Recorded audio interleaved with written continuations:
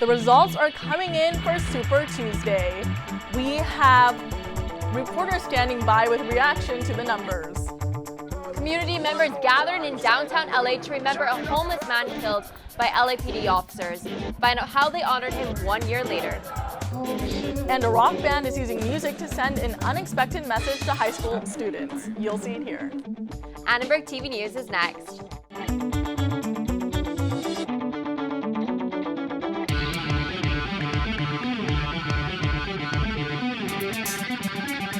Live from USC, you're watching Annenberg TV News.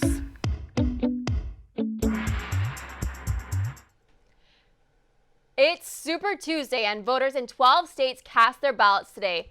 Donald Trump is leading the Republican Party and Democrat Hillary Clinton is projected to win big in several states. Donald Trump and Hillary Clinton are declaring victory in several states. Good evening, I'm Taylor Edgell. And I'm Ivana Nguyen. The primaries in several southern states could make or break presidential campaigns. Polls started closing at 4 p.m. Pacific time. Right now, political reporters Max Schwartz and Allie Main are live from the Media Center. Max? Thanks, Ivana. Polls are in a number of states, and some candidates have already declared victory. Donald Trump won the Georgia Republican primary with 47% of the vote, beating Ted Cruz, who received 22%, and Marco Rubio, who received 21%. Hillary Clinton won the Georgia Democratic primary, beating Bernie Sanders 55% to 20%. Donald Trump is leading Republicans in Vermont with 34% of the vote, right ahead of John Kasich, who has 29%, followed by Marco Rubio with 20% and Ted Cruz with 9%. Bernie Sanders won his home state with 88% of the vote to Clinton's 11%. In Virginia, Trump has won the Republican caucuses. The latest numbers we have show 37% for Trump, 32% for Rubio, and Cruz is in third with 15%. On the Democratic side, Clinton has beaten Sanders 53% to 27%. In Massachusetts, Donald Trump is the reported winner for the Republican Party with 42% of the vote, over Kasich with 21%, Rubio with 20%, and Cruz with 10%. With 1% of precincts reported, Clinton has won 51% of the Democratic vote, with Sanders at 48%. Donald Trump is also the Republican winner in Tennessee with 48% of the vote. Cruz is next with 22%, followed by Rubio with 17%, and Hillary Clinton is reported to have won the Democratic race in the state with 69% of the vote over Bernie Sanders with 29% of the vote. More results came in from Texas right now. NBC News is calling the race for Ted Cruz and Hillary Clinton. You can watch our live vote with our Vote 2016 Super Tuesday coverage from 7 to 10 on uscannenbergmedia.com and follow us on Twitter, Facebook, and Snapchat for more updates. Back to you, Taylor. Thanks, Allie and Max. Annenberg Media reporter Mark Salinger is covering Super Tuesday for us in Alexandria, Virginia, where Donald Trump has won on the Republican side. Mark? Here in Virginia, less than an hour after the polls closed, Hillary Clinton was declared the winner. I'm hanging out tonight with the Alexandria Democrats in Alexandria, Virginia, where people here are pretty happy. A straw poll conducted by the group's members showed that 80% of them supported Hillary Clinton. And I've been told that could be because here near Washington, D.C., voters are more realistic than idealistic. A lot of people think that Bernie Sanders' policies are more idealistic than Hillary Clinton's. Now, by the end of the night, most people that I've talked to think that Hillary Clinton should have a pretty clear path to the nomination. And closer to home here at USC, Annenberg Media's Claudia Buccio is standing by at Tommy's Place, where a Super Tuesday viewing party is in full swing. Claudia? I'm located at Tommy's Place, where the Under Institute of Politics is hosting a Super Tuesday watch party. Right now, Hillary just finished speaking, and students were eager to hear how the results came out. Arkansas came pretty close between Donald Trump and Marco Rubio, but on the other hand, Hillary won by a large margin compared to Bernie Sanders. The vote is pretty divided, but let's see what Renee Sampath has to say about Super Tuesday.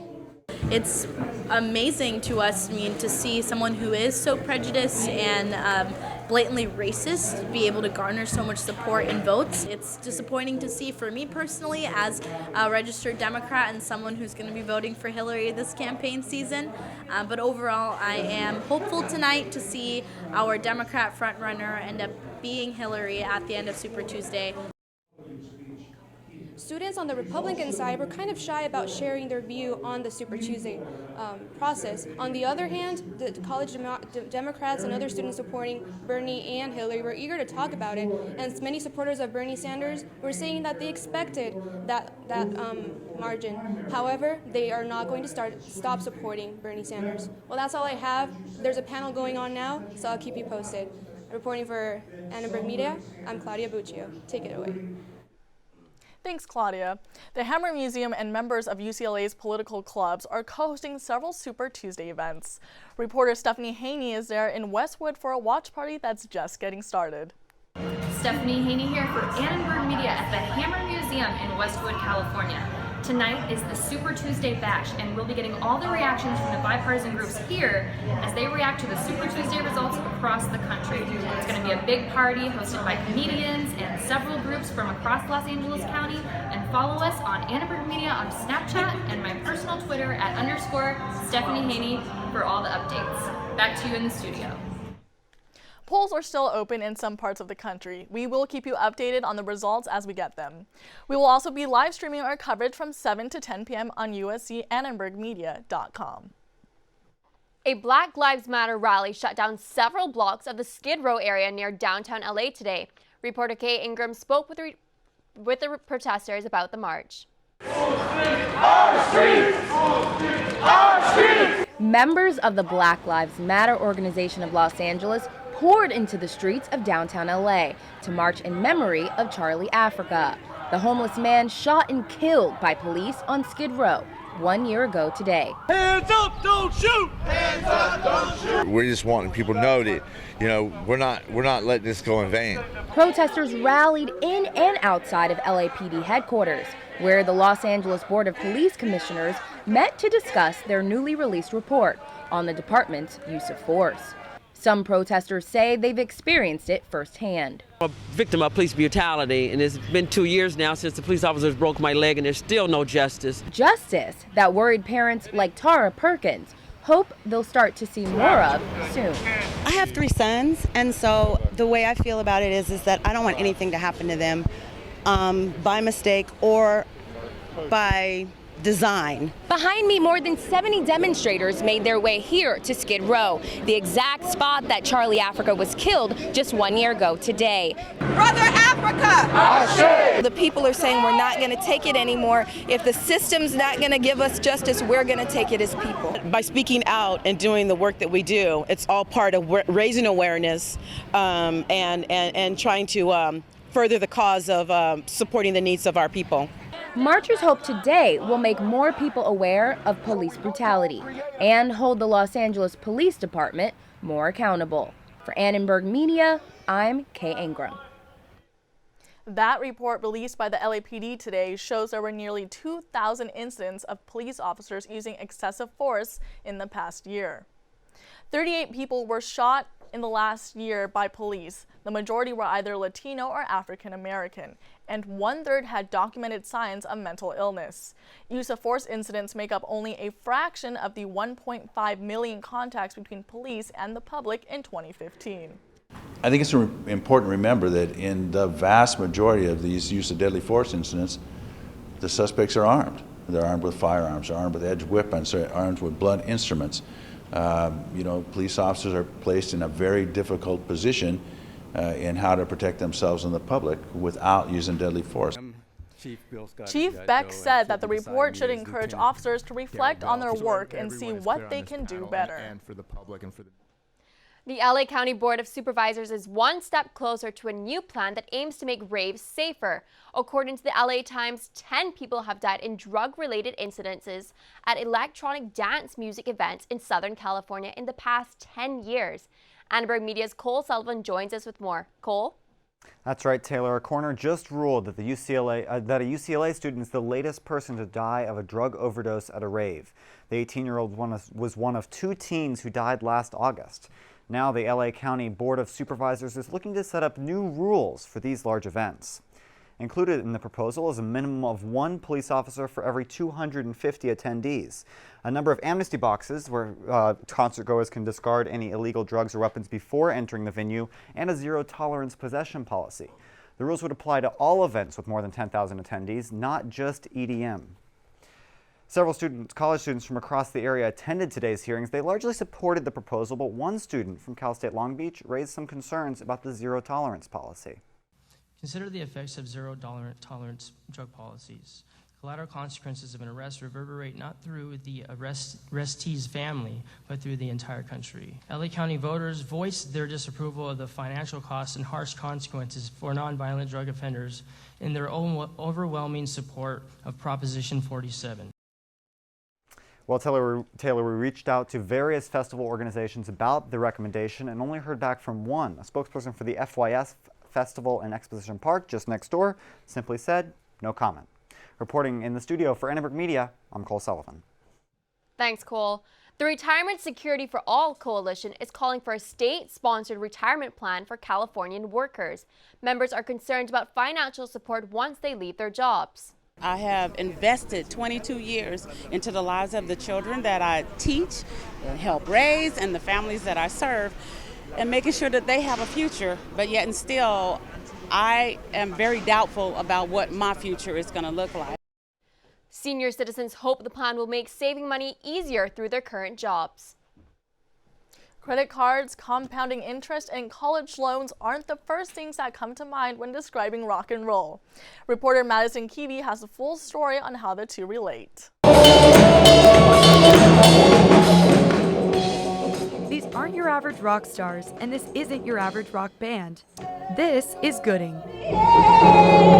They're on a financial literacy tour that has one goal: make smart spending sexy.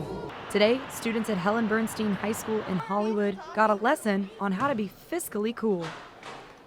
I recognize that the words financial literacy do not sound like any fun at all, but I'm here to tell you, I just need you to pretend for about 15 minutes tops that financial literacy is the Latin word for freedom. Funding the Future is a non-profit organization that provides high schools and colleges with curriculum on smart financial choices. Rock and roll just makes the medicine go down.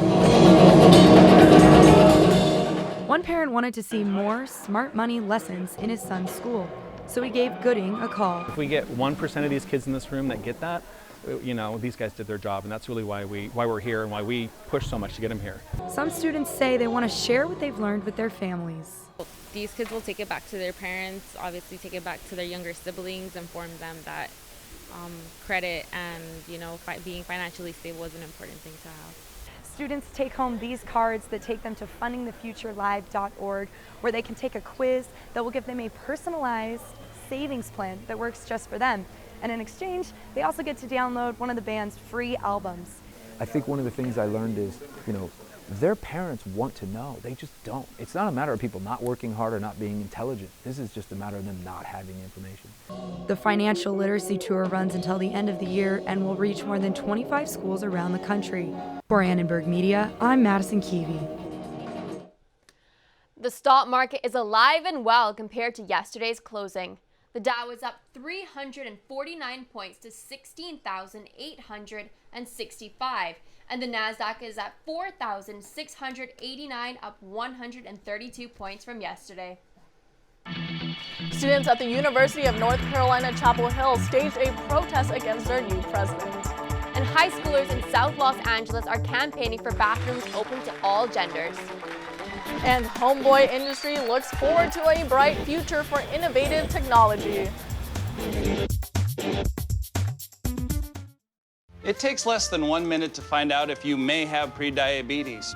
You can do it here. But you probably won't. You're busy. Kids, work, show coming back in 48 seconds. So let's do this now. Hold up one finger if you're a man, women, 0.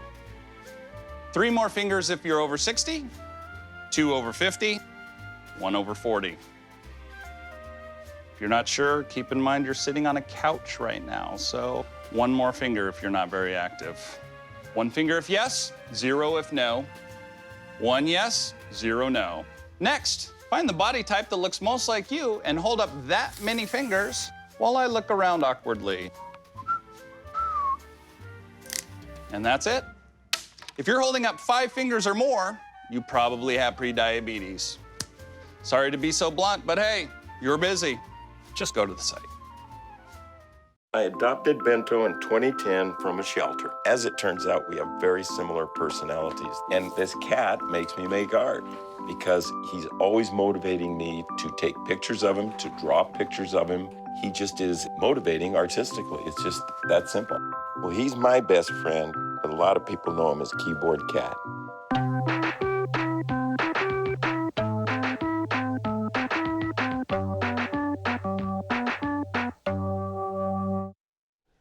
Welcome back to ATVN. Students, faculty, and staff across the University of North Carolina campuses are protesting the hiring of their new president. The coalition opposes Margaret Spelling's record along the lack of transparency in her selection.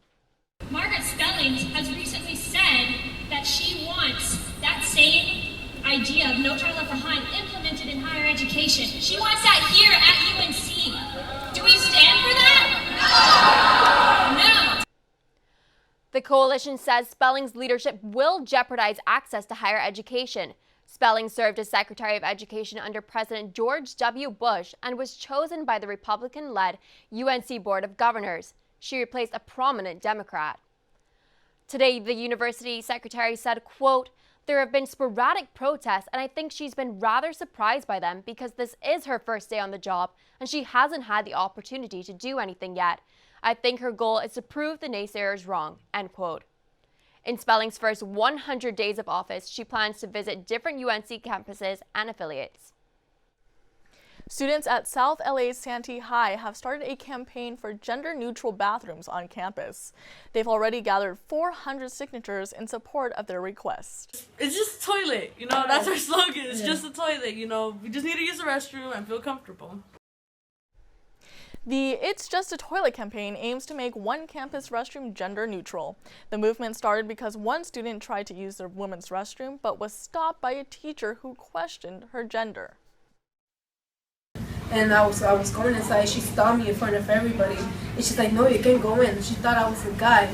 And, you know, being humiliated like that in front of everybody really disturbs me. I started having a conversation on campus. What would happen if we took one of the restrooms and made it into a gender-neutral space where students, like the one I mentioned, wouldn't get confused or wouldn't be humiliated and would be able to use the restroom in a safe space. Laura said the students will have a meeting with the school principal sometime within the next few weeks to present their request. Well, Ivana, yesterday it was kind of chilly outside, and now today it's been super hot. What is going on with the weather? I don't know, but I guess we'll have to find out. Let's toss it over to our weather anchor, Jasmine Kionford.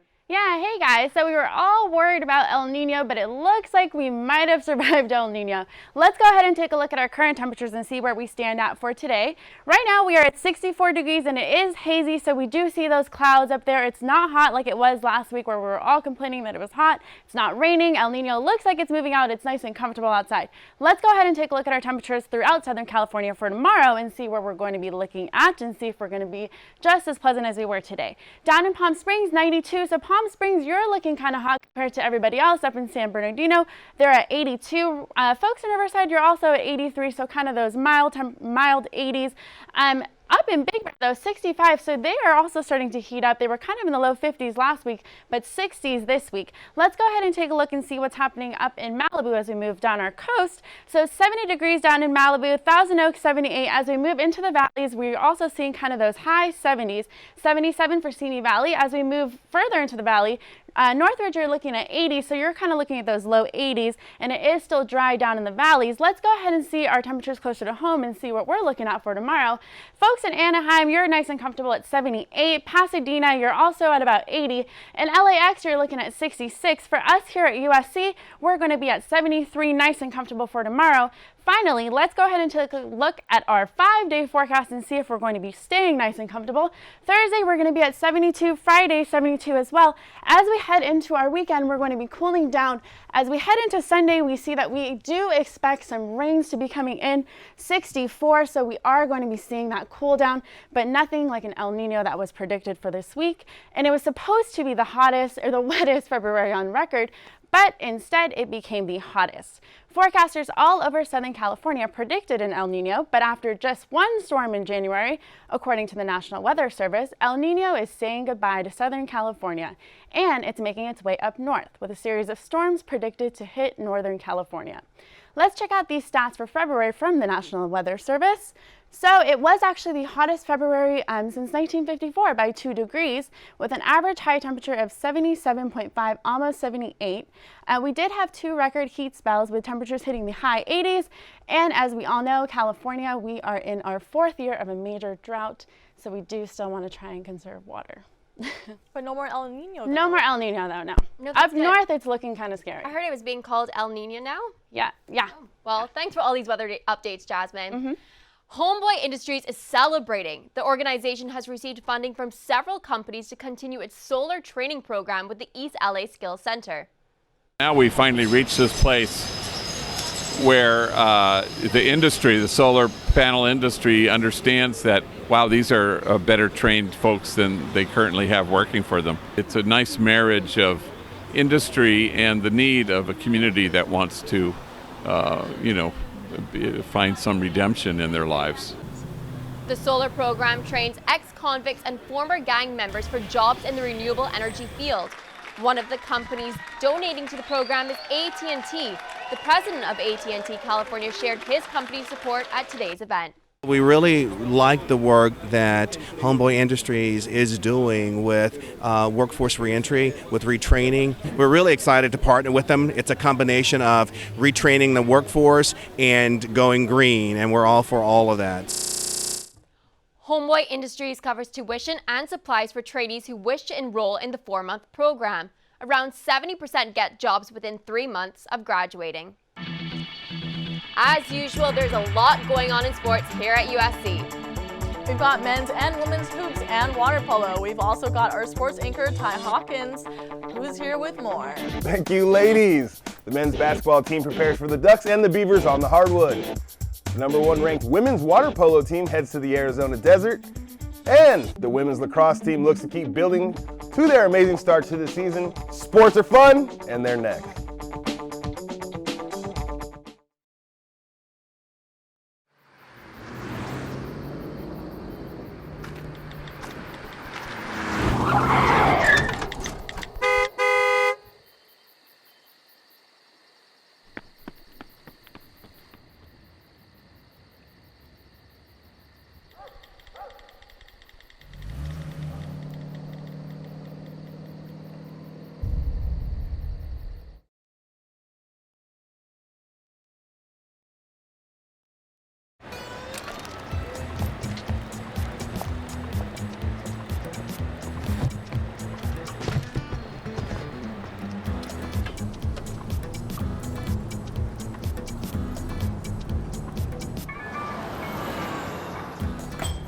It's a short ride from your neighborhood to your naturehood.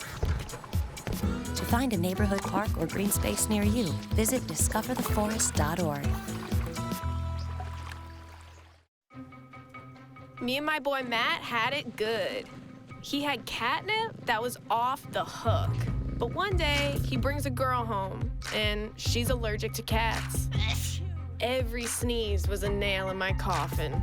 Now I'm in a shelter. It's decent, but they don't even have Wi-Fi.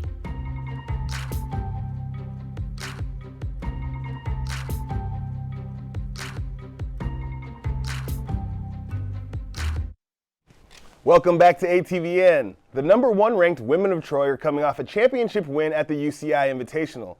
The wins are nice, but if you live in the past, you won't be focused on the future. And they're already looking forward to their next opponent, Arizona State. It's incredible to be a part of this team and to have accomplished something so big, and being a freshman on the team is just an incredible feeling to do something like that in your first year with your team. It was a great step for us.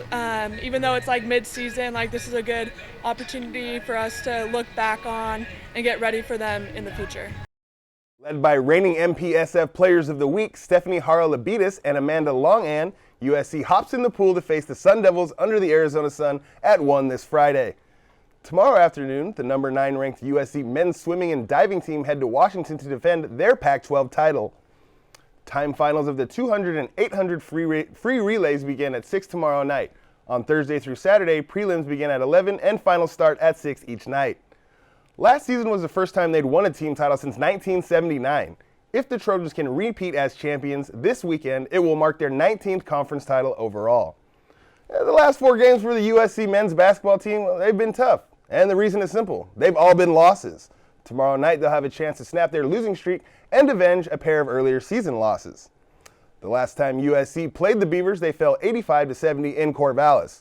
After the loss, Coach Andy Engfield said they've got to defend better and protect the rim. On Sunday, their final home game of the season, USC welcomes number 9 Oregon, who beat them 89-81 in Eugene. Tip-off is set at the Galen Center for 8 p.m. tomorrow night against the Beavers, followed by the Ducks on Sunday at 1. After a bye week last weekend, the number 11 ranked USC women's lacrosse team is back on the field this week when they host Michigan and Vermont. The season is young, but head coach Lindsay Monday likes the way her team is headed. I think it's an exciting time to be a part of the sport, and certainly be a part of the sport here at USC. We're really grateful to be here, and we hope in 10 years that we're competing at the highest level. That's what USC athletics does, and lacrosse team's going to be a part of that tradition.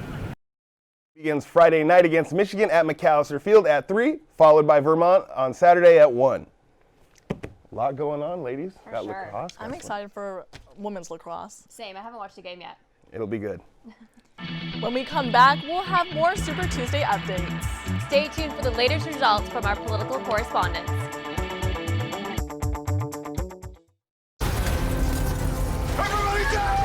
The earthquakes you see in movies are one thing, but real life is a completely different animal. Just because you can't predict an earthquake doesn't mean that you can't prepare for one.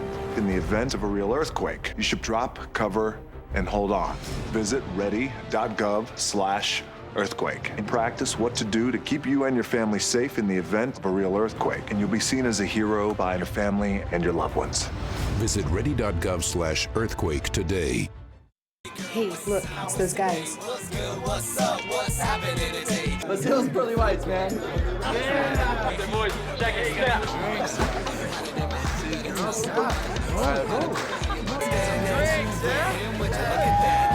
Stand up, do my terrorists gonna compare us. Go.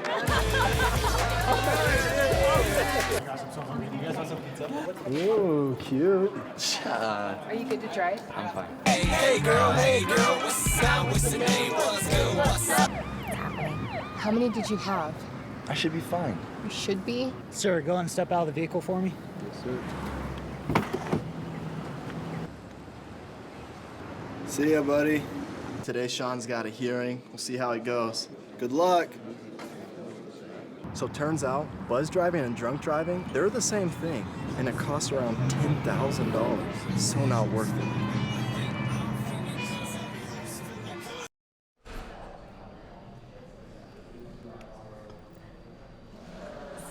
So Hillary Clinton has won Alabama, Arkansas, Georgia, Tennessee, Texas, and Virginia. And Donald Trump has been declared the winner of the Republican races in Alabama, Georgia, Massachusetts, Tennessee, Vermont, and Virginia. Well, guys, thanks for watching us today. You can log on to annenbergmedia.com later. I'm Taylor Archil. And I'm Ivana Nguyen. Have a good night.